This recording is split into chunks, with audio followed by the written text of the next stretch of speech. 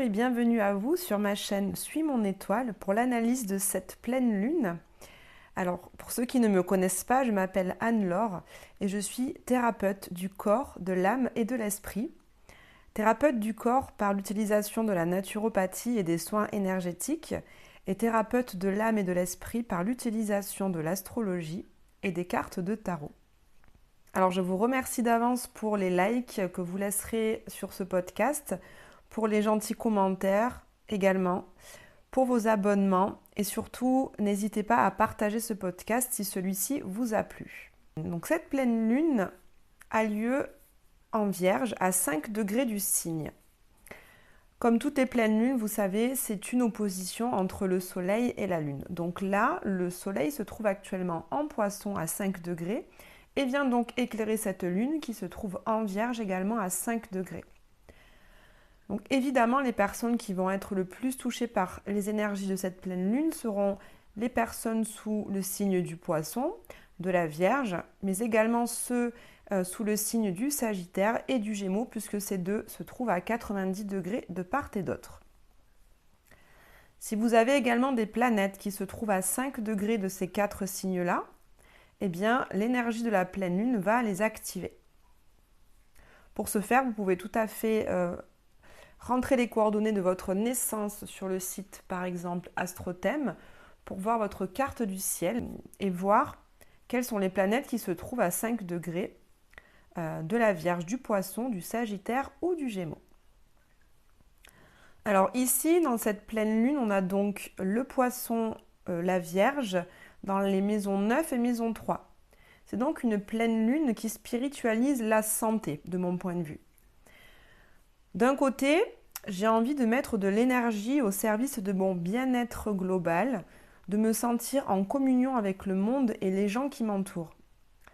Je me fixe un objectif élevé de parvenir à être empathique et en lien avec les autres, de leur apporter du soin, de l'écoute et de la compassion.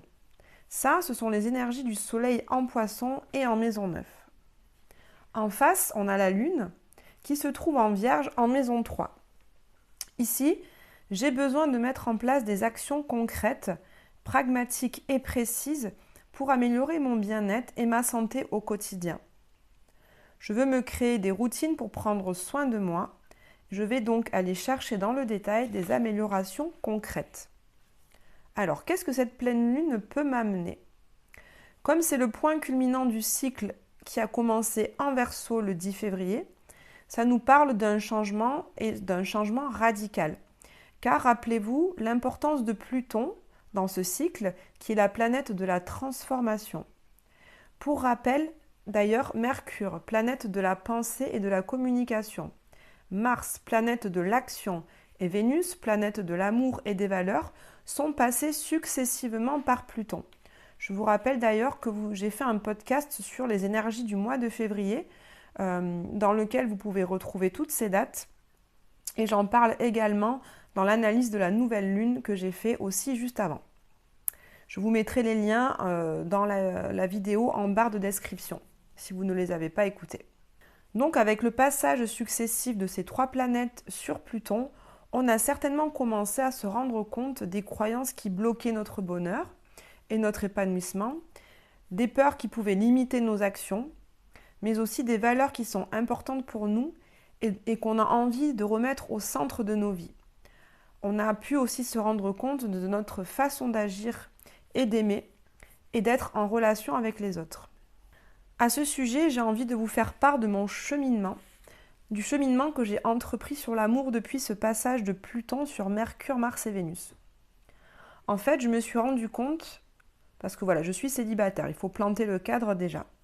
Et je me suis rendu compte que si personne ne m'aimait, alors quand je dis ça, c'est vraiment ne m'aimer d'amour, de couple, parce qu'après je suis aimée de mes amis, je suis aimée de ma famille. Là, je parle du couple. Mais donc, si personne ne m'aime, c'est parce que moi-même, je n'aime personne. Et si je n'aime personne, c'est parce que j'ai en fait terriblement peur d'aimer. Se lancer dans une relation, c'est une énorme prise de risque. C'est le risque d'être rejeté, c'est le risque de ne pas être aimé. C'est aussi le risque d'être jugé. Mais surtout pour moi, c'est le risque d'être vu dans mon intimité. Alors, je ne parle pas ici de l'intimité des corps ou de la nudité, mais bien celle où tu montres en fait tout de toi, où tu montres à l'autre tes côtés sombres, ce que tu n'aimes pas chez toi. Ça demande vraiment d'assumer ce qu'on qualifie de défaut.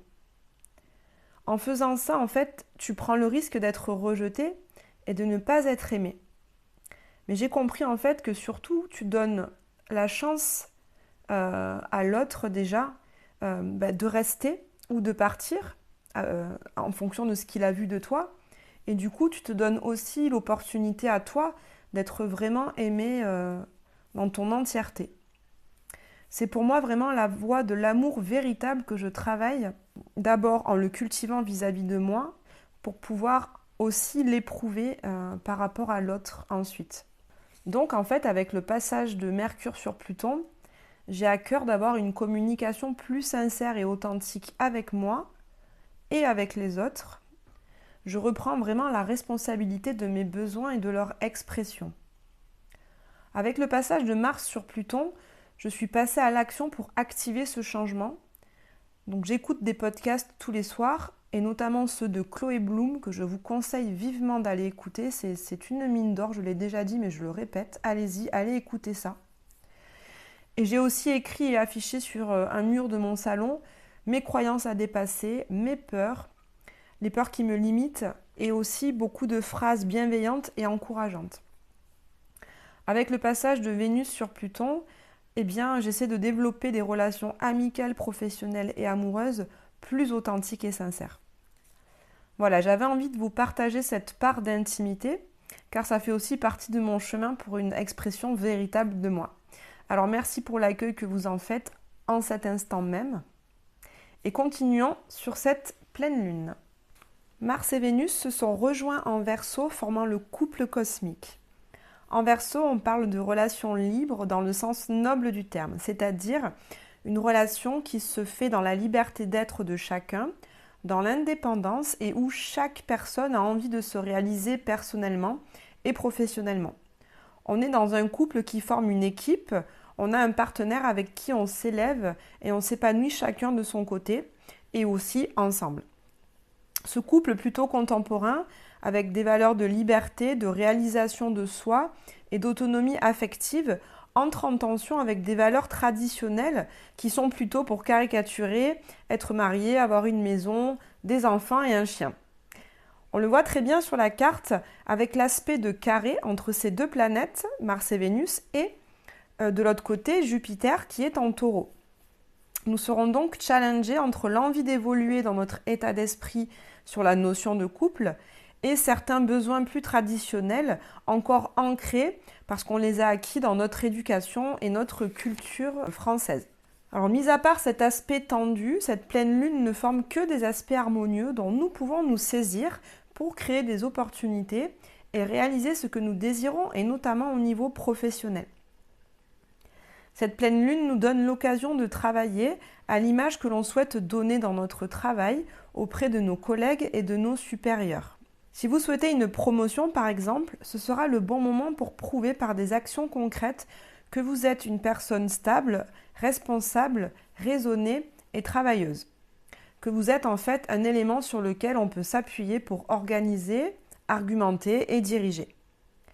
Si vous êtes auto-entrepreneur, ce sera le bon moment pour structurer votre projet, en définir précisément le cadre et les objectifs, et pour vous montrer comme une personne fiable, intègre et qui s'engage sur le long terme dans ses projets.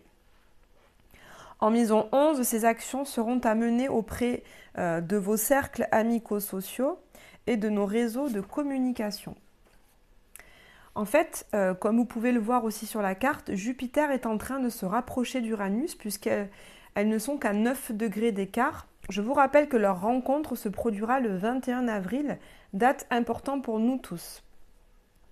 Pour voir des résultats concrets dans les changements que nous avons commencés, pour certains, ces changements ont commencé il y a de ça plusieurs années. Cette pleine lune est donc importante parce qu'elle nous permet de mettre en place des actions concrètes qui vont nourrir ces grands projets et ces changements de vie pour que puisse arriver tout ça véritablement au mois d'avril. Ce sera vraiment la concrétisation au mois d'avril. Voilà pour ce qu'il en est de l'analyse astrologique de cette pleine lune. Je vous la souhaite à toutes et à tous vraiment très belle. N'hésitez pas à me laisser en commentaire comment cette analyse vous parle, comment elle résonne avec votre vécu. Prenez bien soin de vous et je vous dis à très bientôt.